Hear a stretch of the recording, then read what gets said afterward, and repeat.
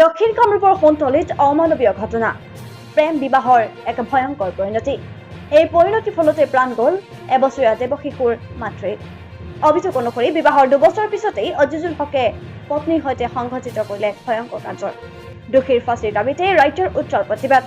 দক্ষিণ কামৰূপৰ সোণতলী 2 নং দক্ষিণ ৰঙাপানীত সংঘটিত হৈছে এই চাঞ্চল্যকৰ ঘটনাটো।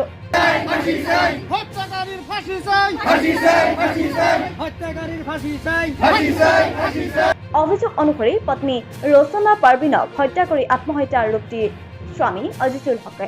স্বামী আজিজুল হকে পত্নীক যৌতুকৰ বাবে বিভিন্ন সময়ত অত্যাচাৰ কৰাৰ অভিযোগ মৃতকৰ পৰিয়ালৰ লোকৰ।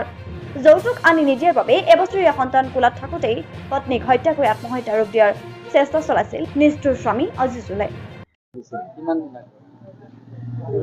2 বছৰ ভাল পাই বিয়া কৰিছিল, পলাই যাই বিয়া কৰিছিল। তাৰপিছত সিহঁতৰ চাচা খুৰা সিহঁতে যে আমাৰ হাতত ভৰিত ধৰি যাই মিলাই চিলাই যে যি হোৱাৰ হৈছে ছোৱালীজনীক আমি মানি লৈছি, আপোনালোকে কিবা হেৰি নকৰি মিলি জুলি অলপ চলে। সেই হিচাপে তেনেকুৱা চলতে মাজে মাজে অলপ গণ্ডগোল হয়। গণ্ডগোল হোৱাৰ পিছত ইয়াৰ খুৰাকৰ ওচৰত বিচাৰ অলপ খুজিলোঁ। খুৰাকেইটাই কয় আমি একেলগে বহি আপুনি আহক। মই একদিন ৰাতি আহিলোঁ, কিন্তু বহাৰ পিছত সিহঁতে ল'ৰাজনক অলপ শাসন কৰিলে। শাসন কৰাৰ পিছত ক'লে যে আমি 2বাৰমান এনেই চাইছোঁ, মুখে কৈছোঁ, আজি এইবাৰ চালোঁ, এইবাৰ বন্ধ চাওক আপুনি।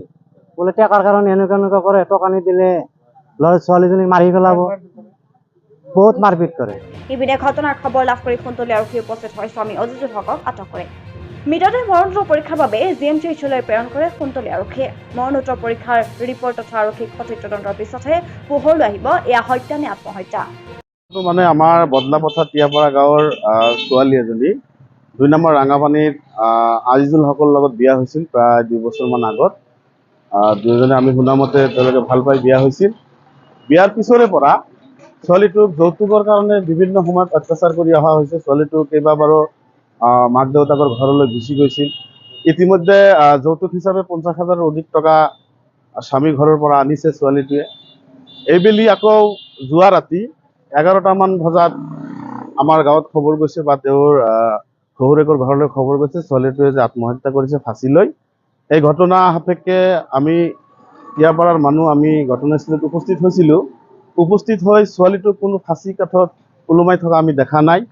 আমি মজিয়াৰ মাজত পৰি থকা পানী ঢালা অৱস্থাত দেখা পাইছোঁ। এইটো আমাৰ সন্দেহ যে সম্পূৰ্ণৰূপে আমি সন্দেহ কৰিছোঁ যে ছোৱালীটোক পৰিকল্পিতভাৱে হত্যা কৰা হৈছে। স্বামীৰ পৰিয়ালে হত্যা কৰি ফাঁচি কাঠত ওলোমাই এইটো এটা আত্মহত্যাৰ গাপ দিয়াৰ কাৰণে চেষ্টা কৰিছিল। গতিকে ঘটনা উপস্থিত আমাৰ সোণতলী আৰক্ষী চকীৰ ভাৰপ্ৰাপ্ত আৰক্ষী বিষয়া তাত উপস্থিত হৈছিল। তেখেতে